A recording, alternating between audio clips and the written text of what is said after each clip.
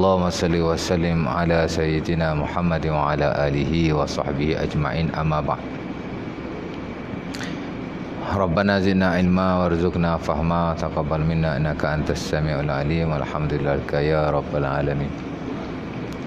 Slow speaker dislowkan ke apa?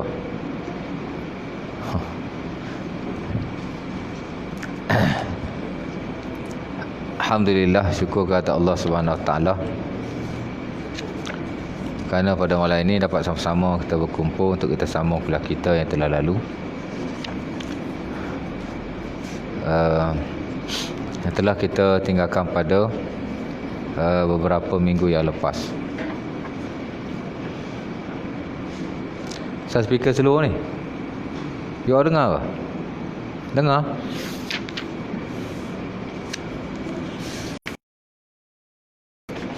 Slow.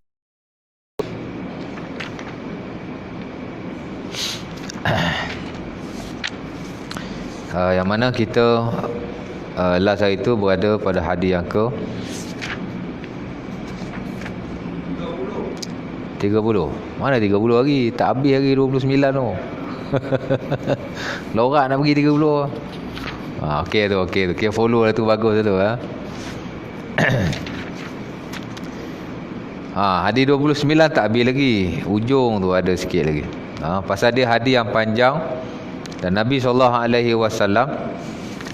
menyebut banyak perkara dalam hadis ni. Walaupun yang ditanya oleh Muaz bin Jabal hanya satu soalan saja, tapi baginda jawab panjang lah. Sehingga merangkumi banyak perkara yang penting-penting, sehingga dibabkan oleh Imam Nawawi rahimahullahu taala sebagai abwab al-khair, abwabul khair.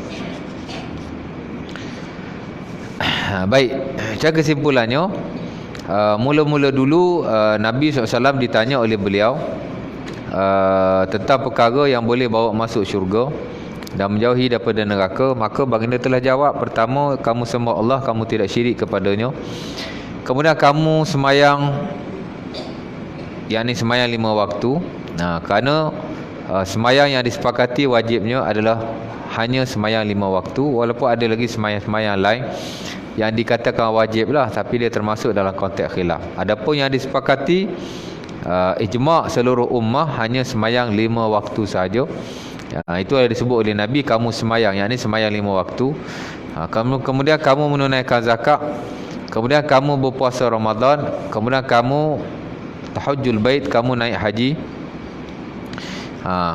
Kalau ikut cukup sekat tu saja, tapi Nabi tambah lagi, ala adulluka ala abwabil khair, nak tak aku beritahu kamu pintu-pintu kebaikan? Maka kata jawab Muaz, nak lah kan. Maka Nabi jawab, as-saumu junnah, puasa itu adalah satu perisai. Nabi sebut lagi sekali tentang puasa. Tadi sebut dah, sebut lagi. Was-sadaqatu tudfi al-khati'ah kama yudfi al-ma' an-nar. Dan sedekah itu mematikan, menghapuskan dosa seumpama menghapuskan oleh air itu akan api. Wa salatul rajul fi jawfil lail, dan juga semayang seseorang itu pada tengah malam. Kemudian Nabi membaca, summatala tatajafa junubuhum anil madaji'i yad'una rabbahum khaufan wa tama'a. Tidak duduk diamlah lambung-lambung mereka di atas tempat pembaringan. Maksudnya mereka tidur tidak lama. Mereka bangun untuk beribadah kepada Allah Subhanahu Wa Taala. Itulah dimaksudkan salatul rajul fi jawfil lail, sembahyang seorang lelaki di tengah malam. Jadi sembahyang ni amat pentinglah. Qiyamul lail, Nabi sebut qiyamul lail kerana apa? Kerana qiyamul lail ni amat penting sekali. Malah dalam kelompok-kelompok semayang yang tidak diwajibkan, antara yang terafdal di sisi majoriti para ulama ialah semayang di tengah malam. Cuma ulama khilaf semayang tengah malam dengan semayang rawatib, hak mana lebih afdal. Sebahagian kata semayang rawatib ba'diyah qabliyah yang muakkad itu, 4 rakaat sebelum zuhur, 2 rakaat selepas zuhur, 2 rakaat selepas maghrib, 2 rakaat selepas isyak dan 2 rakaat sebelum subuh.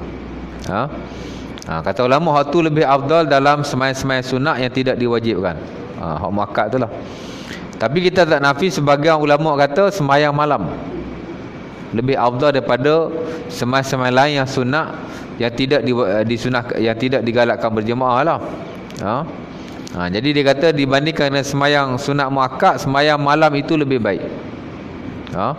Pertama kerana ia adalah solat Rasulullah sallallahu alaihi wasallam sebelum difardukan sembahyang 5 waktu. Jadi sebelum Nabi sembahyang 5 waktu, apa yang Nabi sembahyang? Sembahyang 5 waktu difardukan lewat tahun ke-12 kenabian, setahun ataupun 2 tahun sebelum hijrah. Maksudnya 13 tahun Nabi duduk di Mekah. Tahun ke-12 tu baru difardukan sembahyang 5 waktu, tak kala Nabi diangkat oleh Allah Subhanahu Wa Taala pada malam Isra' dan Mi'raj. Baru difardukan sembahyang 5 waktu. Habis itu sebelum tu Nabi sembahyang apa? Nabi tak sembahyang. Kata sebahagian golongan yang sesak menyesatkan lah, kita senang cakap macam tu lah. Kata Nabi tak sembahyang, Nabi sembahyang daim, sembahyang hati. Siapa cakap kat dia, kita pun tak tahu. Nampak? Itu yang mereka tak nak sembahyang tu. Pasal dia kata awal-awal sembahyang Nabi ialah sembahyang hati, sembahyang daim. Tak ada istilah sembahyang daim dalam syarak. Tak ada. Tak pernah jumpa. Melainkan istilah baru yang diada-adakan oleh orang-orang yang melampau dan sesak menyesatkan. Nabi sembahyang lah, sembahyang qiyamul lail lah. Kan? Itu yang diputuskan oleh seluruh ulama Islam.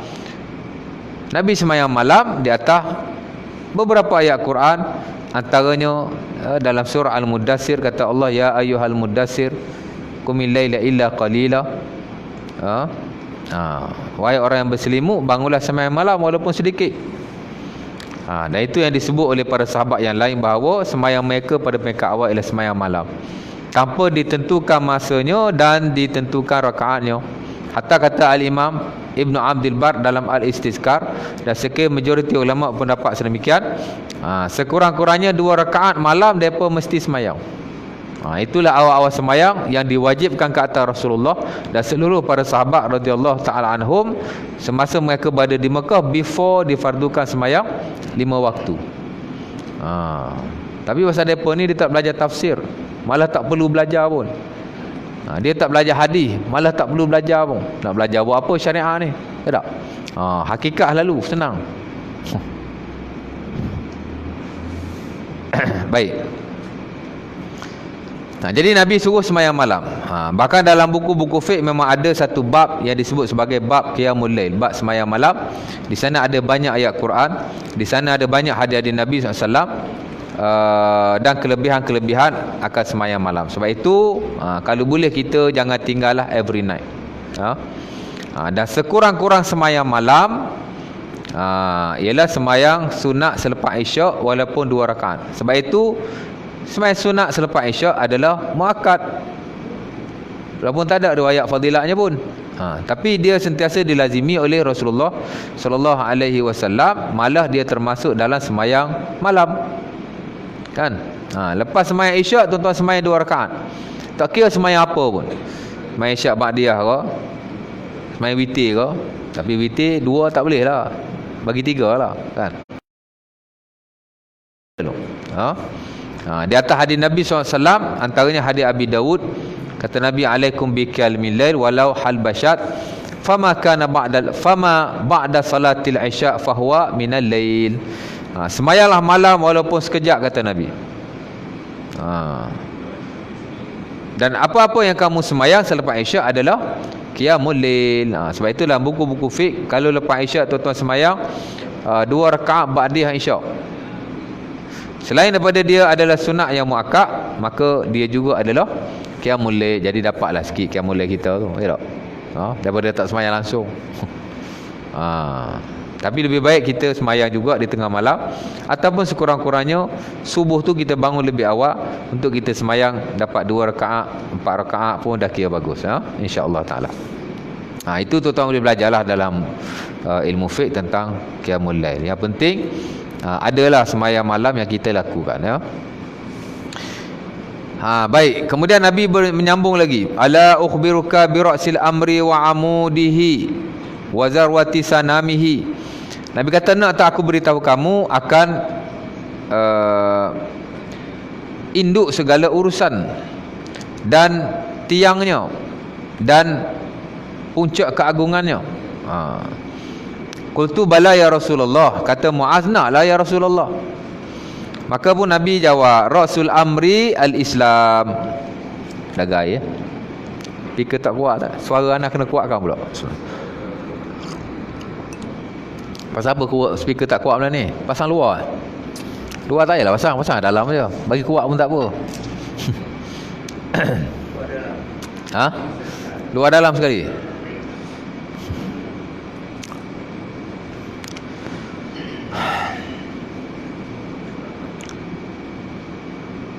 Tadi Imam pakai yang tu ke yang ni?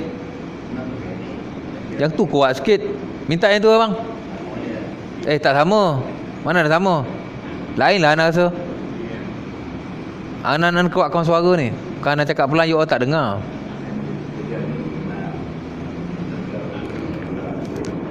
Sama tak?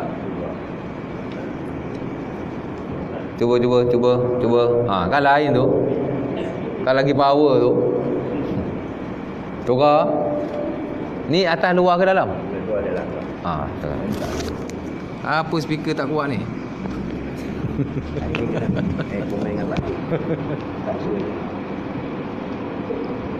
Paksu mana paksu?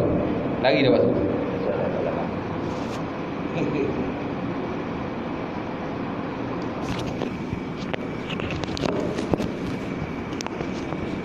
Okey, baik. Kan kuat sikit tu.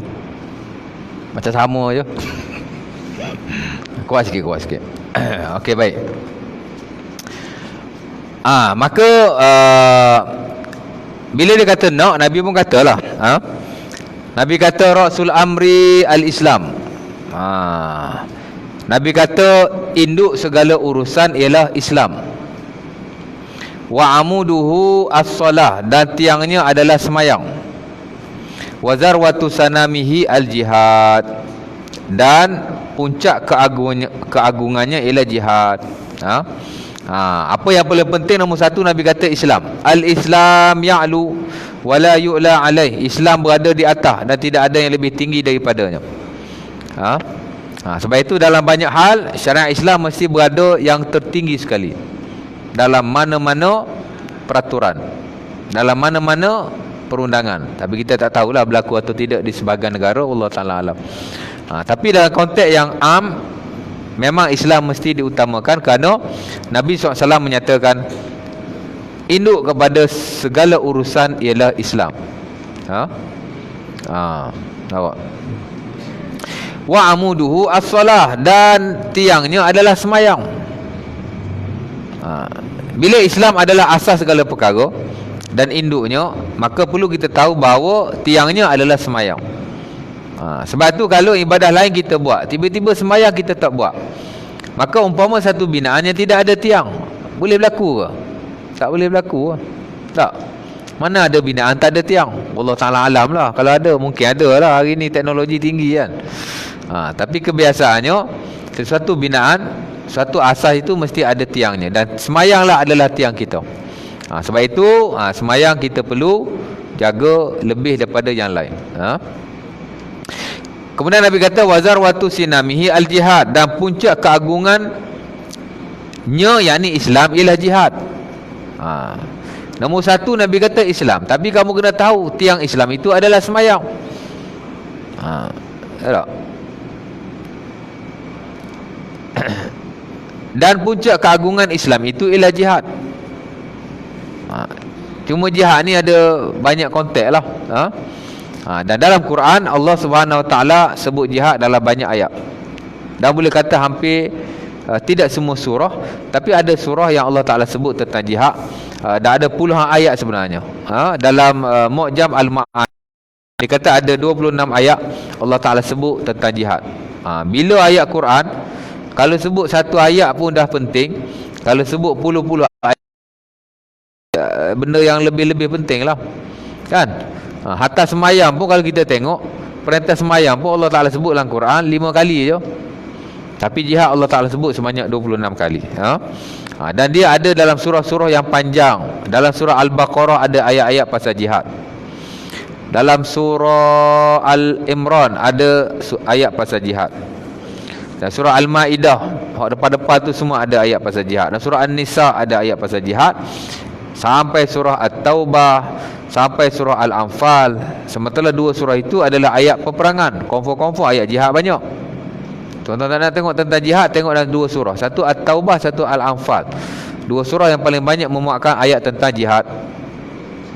Ada dalam surah Muhammad, ada dalam surah Al-Hujurat, ada dalam surah An-Nahlu, ada dalam surah Az-Zumar, dan banyak lagi.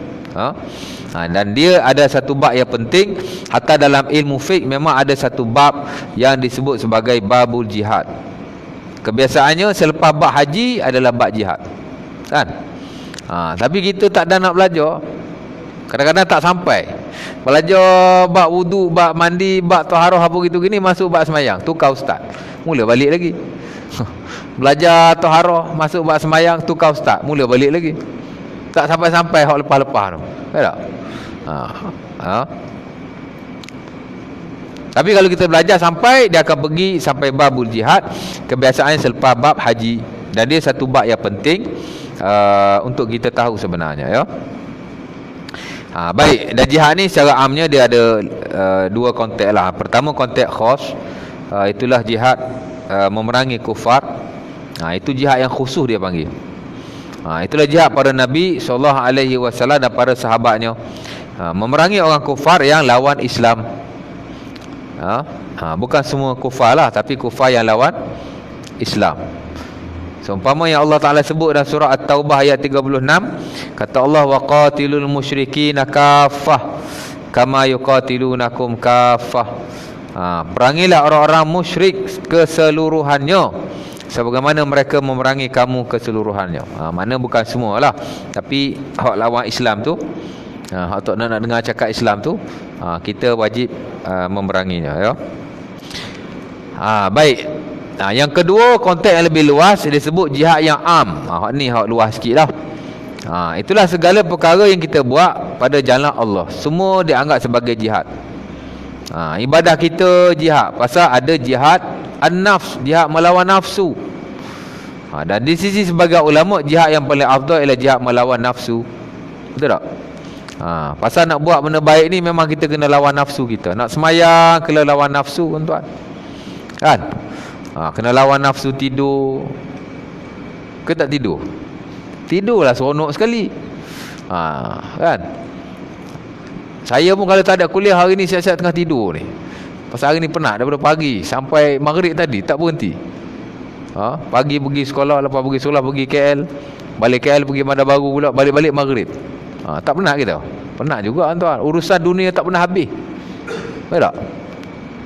Penghulu angguk gitu, dia tahulah dia penghulu. Tak pernah habis. Siang malam. Kadang-kadang lepas kuliah tak ada nak minum. Ada kerja ustaz pun pergi. Banyak sangat kerjanya, tak ada nak rehat. Betul tak? Kena lawanlah nafsu kita tu. Kalau mengantuk pun kena semayang. Nak buat ibadah memang kena lawan nafsu. Sebab itu sebagai ulama kata afdalu jihad jihadun nafs. Sementara ada hadis Nabi SAW, walaupun dari sudut sanadnya ada pertikaian daripada Mahmud bin Labid dan Sunan At-Tirmizi, kata Nabi, afdalu jihad jihadun nafs. Afdal jihad ialah jihad melawan nafsu. Lawan nafsu ni bukan senang, betul tak? Bukan senang nak lawan nafsu ni. Apa lagi? Nak buat ibadah, jihad. Tuan-tuan mari ke masjid, jihad. Hatta ada hadis dalam Bukhari Muslim daripada Abi Hurairah, Nabi kata orang yang duduk di masjid tunggu satu semayang kepada satu semayang yang lain adalah ribat. Tahu ribat? Ribat ni ialah berjuang di medan peperangan, duduk di perbatasan dan tak lari-lari. Itulah makna ribat. Ribat-ribat ni masuk bila pergi berperang. Ada orang jaga di perbatasan, dia mesti jaga sempadan. Takut-takut musuh mari. Yalah, bila kita nak masuk, dia letak orang untuk nak jaga perbatasan tu. Itu dipanggil ribat. Dan orang yang jaga ribat memang dia tak boleh lari. Kalau dia lari, habis. Kok musuh akan masuk ke belakang, masuk ke tepi. Pasal musuh ni bukan ke depan saja, kan? Dan Nabi sebut orang yang tunggu semayang kepada semayang ribat. Dan Nabi sebut 3 kali, zalikumur ribat, zalikumur ribat, zalikumur ribat. Orang yang tunggu satu semayang kepada satu semayang, tak beranjak-beranjak, duk berzikir pada Allah, duk belajar, duk baca Quran, sampai nak masuk semayang yang lagi satu, dia adalah ribat. Ribat ni jihad lah. Berada di medan perbatasan, menjaga orang-orang Islam, itu disebut sebagai ribat. Jadi pekerjaan macam tu Nabi panggil ribat. Jihad lah tu. Betul tak? Bukan senang tuan. Mari semayang Zuhur tak balik, tunggu asar. Ataupun mari semayang asar tak balik, tunggu maghrib. Ada orang buat? Adalah, tapi jarang-jarang. Pasal kerja atau seumpamanya. Tapi kalau kita tak ada kerja, kita buat macam tu, dia jadi ribat. Tapi jarang lah. Betul tak? Kalau dapat mari awal tu kira bagus lah tu. 10 minit nak waktu semayang dah sampai, dah kira bagus lah tu. Tak capai tahap ribat di sisi Allah Subhanahu Wa Taala, dan dia disebut sebagai tahjir. Okey lah tu, kan? Kalau tak ribat pun dapat tahjir, ke okey lah tu. Tapi kalau tak mari awal pun, dah azan baru sampai, okey lah, okey juga, tapi kurang lah sikit pahalanya tu, ya tak? Kadang-kadang azan tak sampai, tengah semayang baru sampai, macam saya tadi, okey juga, tapi kurang lah pahalanya pasal masbuk. Ya tak? Tapi saya ni duduk jauh, tuan-tuan duduk dekat makin lambat juga, saya tak tahulah pasal apa, kan? Jadi Nabi kata ribat. Sebab nak buat ibadah memang perlu kepada jihad. Belajar pun jihad juga. Sebab itu sebahagian pusat zakat, dia bagi zakat kepada pelajar-pelajar. Bukan yang miskin ni, yang tak miskin pun dia bagi. Saya pun pernah dapat dulu zakat masa belajar masters dululah. 3 tahun lepas, 2 tahun lepas dapat. Ikutkan saya bukan kategori miskin, tapi dapat zakat. Daripada mana tu? Daripada fisabilillah lah, jihad. Kalau ikut 8 asnaf tu, tak ada, belajar tak ada, pelajar tak ada. Tapi daripada mana? Pasal Allah Ta'ala sebut fisabilillah, pada jalan Allah, dan dia termasuk dalam jihad. Jadi orang berjihad melawan kufar, confirm dia boleh diberi wang zakat. Ataupun dia, jika ia terlibat dengan jihad-jihad yang am, boleh juga diberi wang zakat. Pelajar umpamanya, pasal belajar pun jihad. Atas sebagian ulama, antara Al-Imam Ibn Qayyim, disebut dalam buku, sebahagian bukunya, kata dia, afdalu jihad talabul ilmi, seafdal jihad ialah menuntut ilmu. Betul tak? Pasal kalau tak kerana ilmu, manusia jadi bodoh belaka, tak reti belaka. Betul tak?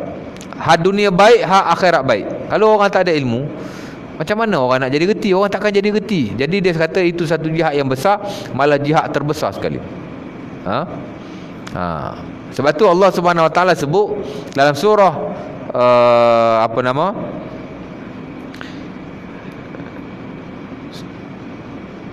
surah apa saya tak ingat. Kata Allah, laula nafara min kulli firqatin ta'ifatun liyatafaqahu fid din wa liyunzaru qaumahum ila idza raja'u ilaihim la'allahum yahzarun.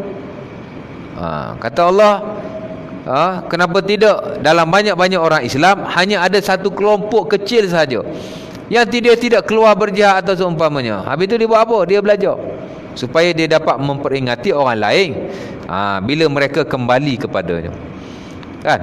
Sebab tu dalam satu kampung mesti ada satu pembelajaran, mesti ada. Walaupun yang belajar tu tidak ramai. Kita di Matang Pagar ni ramai tak kita punya penduduk kita? Ramai kan? Tapi hak belajar ni je. Okey lah tu. Korang ada juga yang belajar. Pasal hak belajar ni yang akan tegur orang yang tak belajar tu. Dan itu disebut oleh Allah Subhanahu Wa Taala, belajar ni tak ada syarat ramai. Nampak? Hatta kalau kita lihat Nabi SAW sendiri, hak belajar betul-betul melazimi baginda dalam satu-satu waktu tidak ramai. Kan? Tapi belajar tak putus, belajar. Pasal sahabat pun ada kerja-kerja yang lain. Keluar berniaga, keluar pergi sana, keluar pergi sini. Tapi sentiasa tak putus orang duduk belajar dengan Nabi SAW di masjid Nabi. Jadi walaupun hanya kelompok kecil yang belajar, tapi kelompok ni lah akan menyebarkan. Akhirnya tersebar ilmu kepada yang lain. Betul tak? Sama macam kita pun. Kalau nak tunggu satu mata pagar ni mari belajar kat masjid ni sampai sudah tak ada. Betul tak? Melainkan kalau panggil ceramah selebriti, ceramah popular kan, tapi tak belajar mana pun, mari nak tengok ceramah aja. Atau mari nak santai-santai lepas tu balik, tak ada lah tu. Tinggal hot ni lah juga. Tapi tak apa. Pasal apa? Pasal belajar tak semestinya ramai. Sikit pun tak apa, as long as proses pembelajaran itu berterusan. Baik. Jadi belajar pun dia kata satu jihad. Sebagai ulama kata seabdal-abdal jihad ialah amal ma'ruf nahi munkar. Jihad juga. Pasal apa? Pasal dia kata kalau jihad ini tiada, nescaya manusia akan ditimpa musibah yang besar. Pertama, dia akan ditimpa kemurkaan Allah bila banyak benda maksiat yang berlaku dan tidak ada orang yang menanganinya. Betul tak? Sehingga satu tahap Nabi sendiri sebut, bila perkara mungkar berlaku tidak ada orang yang tegur, sehingga masyarakat jadi seolah-olah berbangga pula dengan kemungkaran yang dia lakukan. Nabi kata dia akan ditimpa penyakit yang tidak pernah ditimpa oleh umat terdahulu. Macam hari ni lah. Ada banyak penyakit, dulu tak ada, hari ni baru ada. Pasal apa tu? Pasal amal ma'ruf nahi munkar tak berapa nak berjalan. Hatta bila berlaku kemungkaran, kita relax je, ya tak? Dan Nabi SAW pernah peringat pada kita, antara dalam hadis Ibnu Majah daripada Ibnu Umar, Nabi kata ada 5 benda kemungkinan akan berlaku pada kamu. Lam tazhar fahishatun fi qaumin hatta yu'linu biha illa fasha fihim at-ta'un wal auja' allati lam takun madat fi aslafihim. Nabi kata bila berlaku satu kejahatan pada sesebuah kaum, mereka tidak menegahnya, bahkan mereka mengiklankannya. Benda mungkar pergi iklan pula. Dah lah dia buat tak erti, dia pergi sebarkan pula. Ya tak? Dia bangga pula dengan kemungkaran yang dia lakukan. Ataupun masyarakat tak ambil tahu langsung. Nabi kata mereka akan ditimpa dengan ta'un ataupun penyakit-penyakit yang tak pernah ditimpa oleh umat terdahulu. Kalau kita tengok hari ni lebih kurang begitu lah. Betul tak? Kita kadang-kadang tak suka benda-benda mungkar ni, tapi kita pun tak boleh buat apa. Tapi sebahagiannya jadi tayangan di hadapan mata kita pula, tanpa kita boleh berbuat apa-apa. Dan sebahagian berbangga pula. Dan termasuklah konteks agama, tuan. Hari ni orang boleh sebarkan perkara-perkara tak betul pasal agama secara terang-terangan. Ajar benda sesat menyesatkan secara terang-terangan. Kita pun tak boleh nak buat apa. Betul tak? Kita cakap lebih-lebih kan kena saman pula. Jadi akan berlakulah perkara sedemikian. Itu juga jihad. Dan banyak lagi jihad-jihad yang lain. Mungkin tuan-tuan boleh belajar juga dalam ilmu fiqh nanti. Mudah-mudahan tuan-tuan akan sampai kepada bab itu. Baik, saya nak berhabis ni. Qultu, aku berkata, bala ya Rasul, Nabi kata lagi, ala ukhbiruka bimalaki wa zalika kullihi. Nak tak aku cerita kepadamu, ala ukhbiruka bimalaki zalika kullihi. Nak tak aku cerita kepada kamu satu perkara yang menjamin keseluruhan perkara berkenaan. Nabi kata satu benda yang bila kamu buat, dia akan merangkumi semua benda yang aku sebut tadi. Qultu bala ya Rasulullah, aku nak tahu ya Rasulullah. Fa akhadha bilisanihi, Nabi pun pegang lidahnya. Faqala kuffa alaika haza, Nabi kata jagalah ke atasmu akan ini, yakni lidahnya. Qultu ya Nabi Allah, aku berkata wahai Nabi Allah, wa inna lamu'akhazuna bima natakallam bihi, adakah kami akan diazab dengan apa-apa yang kami bertutur dengannya? Faqala Nabi sakalatka ummuka ya Muaz. Sakalatka ummuka ya Muaz adalah kalam orang Arab yang menunjukkan kecelakaan, yang menunjukkan perkara yang tidak baik. Kata Nabi, sakalatka ummuka ya Muaz. Kamu ni ya Muaz. Macam Nabi engkar lah. Hal yakubun nasu fin nari ala wujuhihim aw ala manakhirihim illa hasaid alsinatihim. Bila Muaz kata, bila Nabi kata jagalah lidahmu, jadi Muaz tanya, wahai Rasulullah, adakah kita akan diazab bila kita bertutur? Nabi kata, Allah kamu ni. Macam itulah dalam bahasa Melayu kita. Tidaklah manusia itu dilemparkan di dalam neraka secara terlengkuk wajahnya dan di atas batang leher mereka, melainkan dengan sebab perbuatan lidah-lidah mereka. Mana kata Nabi kata, kalau kamu nak betul segala benda yang aku telah sebut ini, kamu hendaklah jaga lidahmu. Pasal apa? Kerana kadang-kadang bila kita tak jaga lidah kita, ibadah-ibadah yang kita buat akan hancur. Ya. Malah akan jadi kesan yang buruk, di mana keburukan orang akan kita ambil bila kita habis kebaikan untuk diberikan kepada orang itu. Jadi Nabi kata, dalam banyak-banyak perkara berkenaan, ada perkara yang dianggap penting dan menjamin keseluruhannya ialah bila kamu menjaga lidahmu, kerana ramai orang masuk neraka kerana lidah-lidah mereka. Nampak? Jadi habislah hadis Nabi yang berkenaan, dan sekira antara hadis yang panjang, sehingga saya mengambil masa, saya ingat 4 sesi kot, 4-5 kuliah untuk menghabiskan hadis ni, pasal dia hadis yang panjang. Tapi tak apalah, pasal masjid ni 2 kali sebulan kan. Isyak dah ke? Ada soalan tak? Kalau ada soalan boleh tanya, sementara saya fikir jawapan. Tak apa. Ada soalan? Haji yang selalu tanya tu mana pergi? Malam ni tak ada? Dia tak ada soalan lah. Hidup belakang pula dah? Dah tukar? Ada soalan? Ada mari sini. Tak larang nak berjalan. Boleh saya fikir jawapan? Ustaz pun kena fikir juga, bukan tahu belaka. Sembahyang qiyamul Aha. itu sasarannya macam sembahyang fardu boleh. Maksudnya Al-Fatihah itu dibaca masa qiyamul mencari dari ibadah itu macam. Macam mana sembahyang qiyamul lail? Macam sembahyang fardu boleh. Nanti saya urai.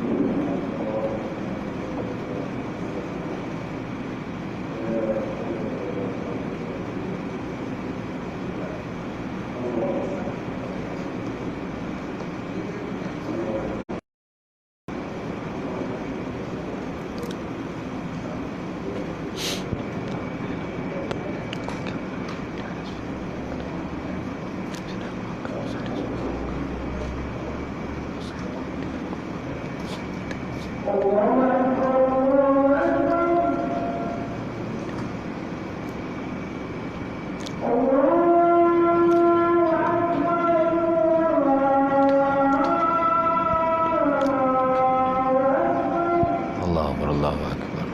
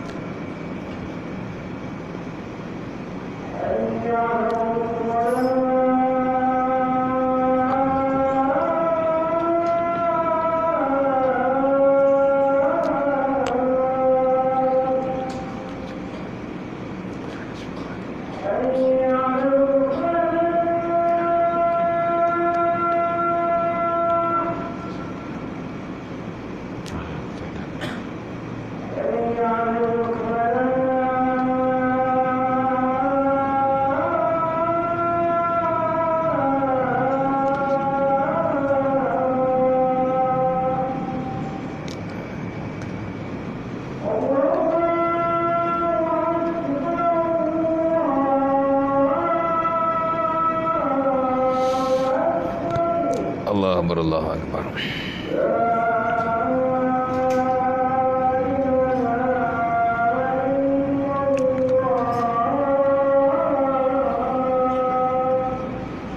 La ilaha illallah. Allahumma rabb hadhihi as-salatil qaimatil Muhammadin rasulillah. Allahumma inna syukran. Okey, baik.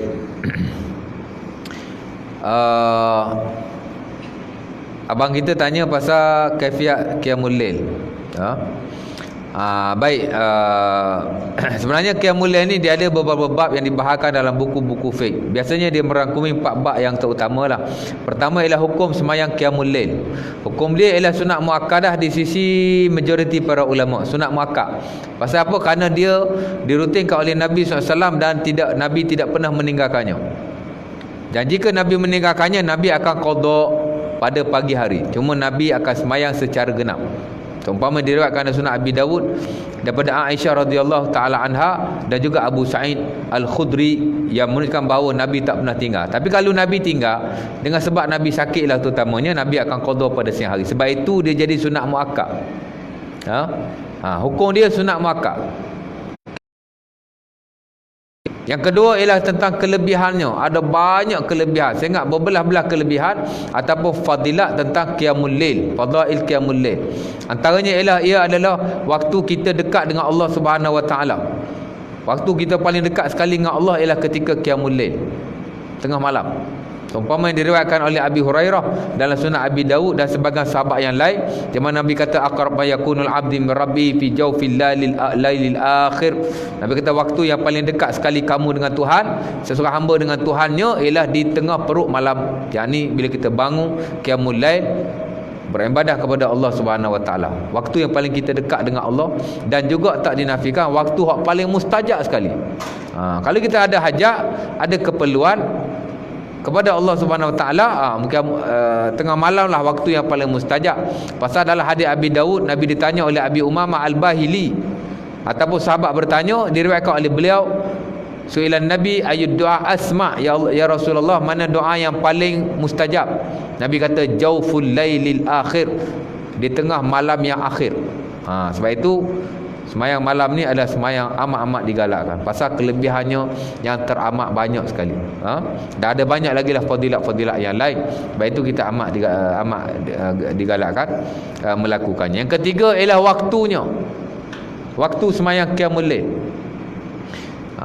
Dia bermula daripada sembahyang isyak sampai bermula daripada masuknya waktu isyak. Dia bermula daripada sembahyang isyak yang kita lakukan sampailah kepada waktu subuh. Masuk waktu subuh habis dah. Qiyamul lail lah tu. Nampak? Melainkan kalau kita sembahyang jamak takdim, walaupun sebelum isyak, sebab kita dah sembahyang isyak. Waktu qiyamul lail dia bermula dengan sembahyang isyak. Bila kita sembahyang isyak, masuklah qiyamul lail. Walaupun kita sembahyang waktu maghrib, kita musafir maghrib jamak dengan isyak jamak takdim. Lepas sembahyang maghrib terus sembahyang isyak. Tuan-tuan nak sembahyang qiyamul lail dah boleh. Sembahyang qiyamul lail kerana Allah. Hatta kalau tuan-tuan nak sembahyang tarawih pun dah boleh dah. Pasal tarawih adalah qiyamul lail. Dan qiyamul lail boleh dilakukan sejurus selepas kita melaksanakan solat isyak. Bila habisnya, bila masuk waktu subuh, habislah waktu qiyamul lail. Walaupun kita tak sembahyang subuh lagi. Itu waktunya. Yang ketiga. Dan yang keempat ialah kaifiatnya. Dan dalam bab kaifiat inilah yang banyak dibahaskan oleh para ulama. Tapi yang perlu kita tahu ialah sembahyang ni ibadah yang mudah sekali. Tak susah sebagaimana tuan-tuan sembahyang lain. Macam itulah tuan-tuan sembahyang qiyamul lail. Nampak? Macam mana nak sembahyang? Sebenarnya tidak ada bilangan rakaat untuk qiyamul lail. Dia unlimited. Tuan-tuan boleh sembahyang berapa banyak rakaat sekalipun. Kalau malam tu boleh sembahyang 1000 rakaat, sembahyang 1000 rakaat. Dari sudut bilangan rakaat tidak ada had tertentu. Tapi kalau 1000 rakaat sembahyang satu malam, tuan-tuan sembahyang 1 minit 10 rakaat lah. Kan? Kalau ada orang boleh sembahyang macam tu lah. Tapi setahu kita tidak ada. Cerita tuan nak sembahyang berapa rakaat pun boleh. Tapi yang disarankan, bilangan rakaat untuk kita sembahyang ialah 11 ataupun 13 sebagaimana dirutinkan oleh Nabi SAW. Itu paling bagus. 11, atau 13. Melainkan qiyamul lail pada bulan Ramadan sahaja digalakkan kita buat 20. Itu pun secara berjemaah yang kita sebut sebagai tarawih. Adapun malam-malam yang lain, kita sembahyang seorang kan. Dia sebut bilangan rakaat, tuan-tuan sembahyang 11 ataupun 13. Kerana Aisyah kata dalam Sahih Muslim, Nabi sembahyang 11 saja, tapi ada riwayat-riwayat yang lain Nabi sembahyang 13, atau ada riwayat Nabi sembahyang 9 rakaat, ada riwayat Nabi sembahyang 7. Ada beberapa versi riwayat daripada Nabi SAW, tapi yang paling sahih, yang paling dilazimi Nabi ialah 11 rakaat sahaja. Campur dengan witir lah tu kan.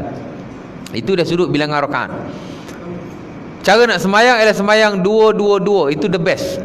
Seumpama yang diriwayatkan dalam Sahih Bukhari ataupun Muslim daripada Ibnu Umar, kata Nabi, salatul laili masna masna, sembahyang malam ini 2-2.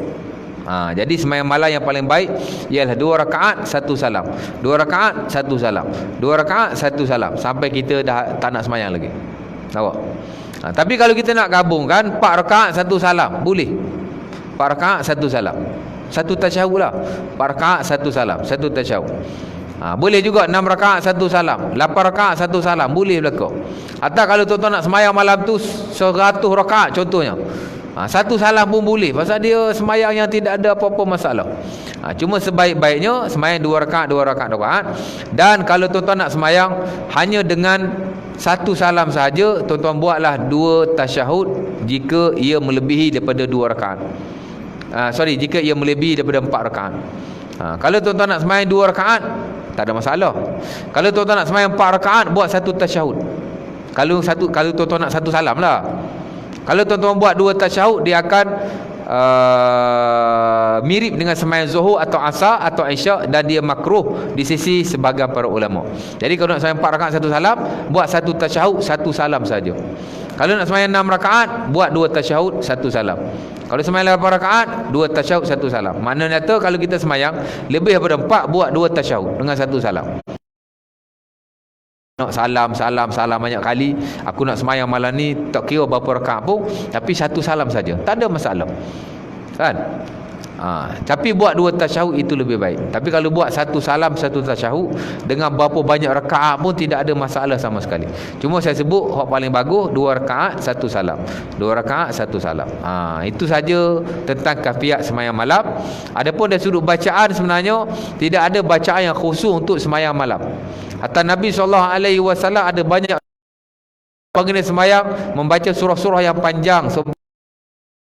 Muslim, Nabi baca Al-Baqarah, Nabi baca Al-Imran, Nabi baca An-Nisa, Nabi baca Al-Maidah, kadang-kadang dalam 1 atau 2 rakaat. It's a very long prayer. Sampai pecah dan bengkak tumit-tumit Rasulullah SAW.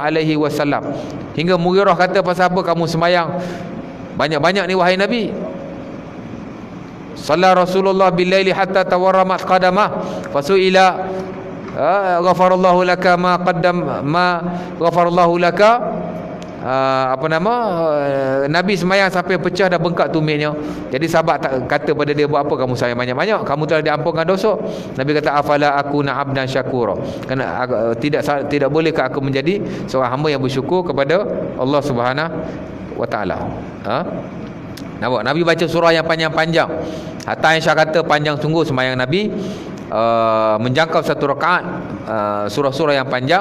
Hatta Huzaifah sembahyang belakang Nabi, Nabi baca sampai 2-3 surah yang panjang, Al-Baqarah, Al-Imran, dia tak larat, dia mufarakah daripada Rasulullah SAW. Tapi ada juga riwayat, umpama dalam Sunan Abi Dawud daripada Ibnu Mas'ud, Nabi baca surah yang pendek-pendek. Jadi terpulang kepada kadar kemampuan masing-masing. Nampak? Dan tidak ada orang kata benda yang memberatkan. Berapa rakaat tuan-tuan nak sembahyang, go for it. Apa-apa surah yang tuan-tuan nak baca, go for it. Baik, sembahyang 2 rakaat dengan 1 salam di hujung malam ataupun di tengah malam. Tengah malam betul, sehingga ke hujung malam, itu lebih baik.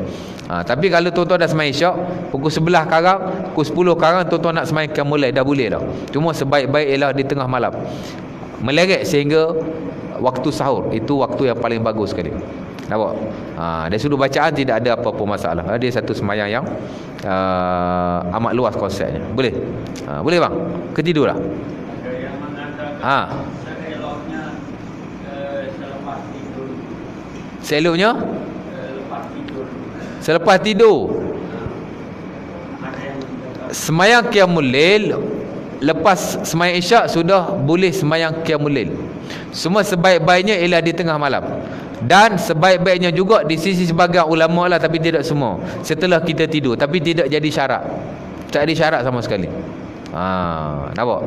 Pasal apa yang kata bagus selepas tidur tu? Hak bagus sekali ialah di tengah malam dan selepas kita tidur. Pasal apa? Pertama, kerana Nabi SAW dia tidur dulu baru dia bangun semayang. Nombor satu. Yang kedua ialah setelah kita tidur, kuatlah sikit badan kita tu. Kalau kita tak tidur nak semayang macam mana? Jadi kita tidur dulu, bangun, bagus. Kan? Nampak? Tapi tak ada syarat. Afdal lah di sisi sebahagian para ulama, tapi tidak semua. Afdal. Kerana mereka merujuk kepada Nabi sendiri yang tidur baru bangun. Kerana dalam Sahih Muslim daripada Abi Qatadah, Nabi kata sebaik-baik semayang ialah semayang Nabi Daud. Dia tidur dulu baru dia bangun. Dia semayang mana dia tidur balik dekat-dekat nak subuh tu. Macam tu lah. Kan? Afdalus salati salatu Daud. Yanamu nisfahu wa yakumu sudusahu. Macam mana hadis tu? Sebaik-baik semayang Nabi Daud, dia tidur dulu 1/2 malam, kemudian dia bangun semayang, kemudian dia tidur balik 1/6. Dia bangun, dia tidur. Dan itu dirutinkan oleh Nabi SAW. Jadi hak afdal memang macam tu lah, tapi tak ada syarat. Tak kata tak sah, tak boleh semayang atau seumpama. Pasal qiyamul ni dia very easy. Dia amat mudah sekali. Kan? Sementara dia termasuk dalam konteks semayang-semayang yang sunnah. Jadi tak ada masalah sama sekali. Boleh? Cukup nak semayang ni? Okey, aku lukul azza. Assalamualaikum warahmatullahi wabarakatuh. Tutup majlis tasbih kafarah dan surah Al-Asr.